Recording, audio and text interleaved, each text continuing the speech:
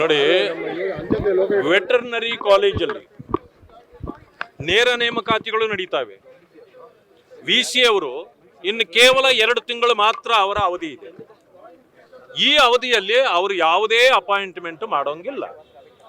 ಕೃಷಿ ವಿಶ್ವವಿದ್ಯಾನಿಲಯದಲ್ಲೂ ಕೂಡ ಈಗಾಗಲೇ ಅದೇ ಥರ ಸಮಸ್ಯೆ ಬಂದಿದೆ. ಈಗ KPSCಯಲ್ಲೂ ಇದೇ ಬಂದಿದೆ. ಅಂದರೆ ಯುವ ಜನರ ರಕ್ತ ಹೀರುವ ಕೆಲಸವನ್ನ ಸರ್ಕಾರ ಮಾಡ್ತಾ ಇದೆ. ನಾನು ಈಗಲೂ ಹೇಳ್ತೇನೆ, ವೆಟರ್ನರಿ ಕಾಲೇಜಿನಲ್ಲಿ ನಾನು ಗವರ್ನರ್ ಅವರಿಗೆ ಪತ್ರ ಬರೆದಿದ್ದೇನೆ. ಇವರು ಒಂದು ಏಕಾಏಕಿ ಇವತ್ತು ನೇರ ನೇಮಕಾತಿಗಳನ್ನು ಒಂದು ಪೋಸ್ಟ್ಗೆ 1 ಕೋಟಿಯಷ್ಟು ಹಣ ಪಡೆದು ಮಾಡಲಿಕ್ಕೆ ಪ್ರಾರಂಭ ಮಾಡಿದ್ದಾರೆ. ಇದು ಕ್ಯಾಬಿನೆಟ್ ಕೂಡ ಇದಕ್ಕೆ ಅನುಮತಿ ಕೊಟ್ಟಿಲ್ಲ.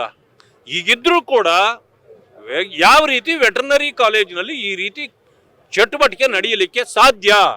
ಇದನ್ನ ತಕ್ಷಣ ಮಾನ್ಯ ಮುಖ್ಯಮಂತ್ರಿಗಳು ಮುಂದಾಲೋಚನೆಯಿಂದ ಯಾರು ಇಂಥ ಒಂದು ಘಟನೆಗೆ ಕಾರಣರಾಗಿದ್ದಾರೆ VC ಅವರನ್ನ ತಕ್ಷಣ ನೀವು ಸಸ್ಪೆಂಡ್ ಮಾಡಬೇಕು. ಅವರಿಗೆ ಅಧಿಕಾರವೇ ಇಲ್ಲದೆ ಇದ್ದಾಗ ಯಾಕೆ ಅವರು ಮುಂದುವರೆದಿದ್ದಾರೆ? ಅದು ಒಂದು.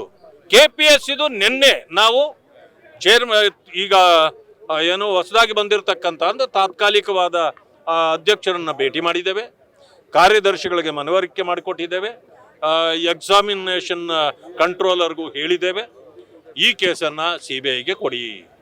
ಅವರು ಕೂಡ ಒಂದು ಇದರಲ್ಲಿ ಒಪ್ಕೊಂಡಿದ್ದಾರೆ. ಯಾಕೆಂದ್ರೆ ನಮ್ಮ ಮೇಲೆ ಈ ರೀತಿ ಆಪಾದನೆಗಳು ಬರೋದನ್ನು ನಾವು ಸಹಿಸ್ಕೊಳ್ಳೋಕ್ಕಾಗೋದಿಲ್ಲ. ಪೊಲೀಸ್ ಇಲಾಖೆಗೆ 4 ಸಾರಿ ಪತ್ರಗಳನ್ನು ಬರೆದಿದ್ದೇವೆ.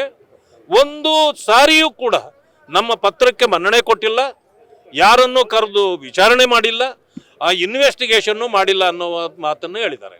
ಅದಕ್ಕೆ ಸದ್ಯದಲ್ಲಿ ನಾವು ಮತ್ತೆ ಅಶೋಕ್ ಅವರು ಕಮಿಷನರ್ ಅವರನ್ನು ಅಥವಾ DG ಅವರನ್ನ ಭೇಟಿ ಮಾಡಿ ಅವ್ರಿಗೂ ಮನವರಿಕೆ ಮಾಡಿಕೊಡ್ತೇವೆ. ಮಾನ್ಯ ಗೃಹ ಸಚಿವರು ಇದರ ಬಗ್ಗೆ ಶ್ರದ್ಧೆ ವಹಿಸಬೇಕು. ಯುವಕರ ಜೀವನದಲ್ಲಿ ಈ ರೀತಿ ಆಟ ಆಡ್ತಕ್ಕಂಥದ್ದನ್ನು ಮಾಡಬಾರ್ದು.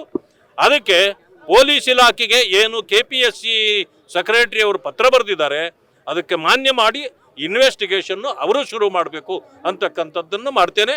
ಇವತ್ತೇನು ಶಿಕ್ಷಕರ ನೇಮಕಾತಿಯಲ್ಲೂ ಈ ರೀತಿಯ ಭ್ರಷ್ಟಾಚಾರ ಇದೆ, ಇದನ್ನು ಕೂಡ ಈಗ ವಿದ್ಯಾರ್ಥಿಗಳು ಕೈಗೆತ್ತಿಕೊಂಡಿದ್ದಾರೆ. ಡಿಸ್ಕ್ರಿಪ್ಟಿವ್ ತಂದಿದ್ದಾರೆ, ಅದು ಇಲ್ಲಿ ಮಾತ್ರ ಇದೆ, ದೇಶದ ಯಾವ ಮೂಲೆಯಲ್ಲೂ ಅದಿಲ್ಲ. ಅದಕ್ಕೆ ಅದನ್ನು ತಕ್ಷಣ ನಿಲ್ಲಿಸಬೇಕು. ಈ ನೇಮಕಾತಿಗಳನ್ನು ಸುಗಮವಾಗಿ ಆಗಬೇಕು, ಭ್ರಷ್ಟಾಚಾರ ರಹಿತವಾಗಿ ಆಗಬೇಕು, ಸೂಕ್ತ ವ್ಯಕ್ತಿಗಳಿಗೆ ಅವಕಾಶಗಳು ದೊರಕಬೇಕು ಅನ್ನೋದು ನಮ್ಮ ಉದ್ದೇಶ ಆಗಿದೆ. ಅದಕ್ಕಾಗಿ ವಿದ್ಯಾರ್ಥಿಗಳ ಜೊತೆಯಲ್ಲಿ ನಾವು ಕೂಡ ಸೇರಿ ಹೋರಾಟವನ್ನು ಮುಂದುವರಿಸ್ತೇವೆ. ಮೇಕೆದಾಟು ವಿಚಾರ ಬಂದಾಗಲೇ ನಾವು ಹೇಳಿದ್ವಿ, ಕೇಂದ್ರ ಸರ್ಕಾರದ ಕೆಲವು ಯೋಜನೆಗಳಿಗೆ ಅವರಿಂದ ನಮಗೆ ಆದೇಶಗಳ ಅವಶ್ಯಕತೆ ಇತ್ತು. ಅದರಿಂದ ಅವತ್ತು ಮಾಡಲಿಕ್ಕೆ ಅದು ಸಾಧ್ಯ ಆಗಿರಲಿಲ್ಲ. ಇದನ್ನು ತಪ್ಪಾಗಿ ಗ್ರಹಿಸಿದ ಕಾಂಗ್ರೆಸ್ ನಾಯಕರು, ವಿಶೇಷವಾಗಿ ಇವತ್ತಿನ ಮುಖ್ಯಮಂತ್ರಿ ಮಾನ್ಯ DK ಶಿವಕುಮಾರ್ ಅವರು ಮೇಕೆದಾಟಿನಿಂದ ಪ್ರಾರಂಭಿಸಿ ಬೆಂಗಳೂರಿನವರೆಗೆ ಪಾದಯಾತ್ರೆ ಮಾಡಿದ್ರು. ಅವರ ಸ್ಲೋಗನ್ ಏನಿತ್ತು ಅಂದರೆ, ಯಾರ ಅಪ್ಪಣೆಯೂ ಬೇಡ, ಇದನ್ನು ಪ್ರಾರಂಭ ಮಾಡಿ ಅಂತಿತ್ತು. ಆದರೆ ನೀವೇ 3 ವರ್ಷಕ್ಕಿಂತ ಹೆಚ್ಚು ಅಧಿಕಾರ ಈಗ ಮಾಡಿದಿರಿ, ಯಾರ ಅಪ್ಪಣೆಯ ಬೇಡ ಅಂತಂದರೆ ನೀವ್ಯಾಕೆ ಸುಮ್ಮನೆ ಕುಳಿತಿದ್ದೀರಿ ಅನ್ನೋದು ನನ್ನ ಪ್ರಶ್ನೆ. ಈಗ ಕೇಂದ್ರ ಸರ್ಕಾರ ಹೇಳಿದೆ, ಪಕ್ಕದ ಯಾವ ರಾಜ್ಯಗಳಿಂದ ನಿಮಗೆ ಪರ್ಮಿಷನ್ ಬೇಕಾಗಿಲ್ಲ, ಆದರೆ ಟ್ರಿಬ್ಯುನಲ್ನಿಂದ ನೀವು ತಗೊಳ್ಬೇಕು, ಅಲ್ಲೇ ಅಪ್ರೋಚ್ ಮಾಡಿ ಅನ್ನೋದನ್ನು ಹೇಳಿದ್ದಾರೆ. ಅದರ ಪ್ರಕಾರ ಮಾಡಿ ಈಗ ಪ್ರಾರಂಭ ಮಾಡಲಿ.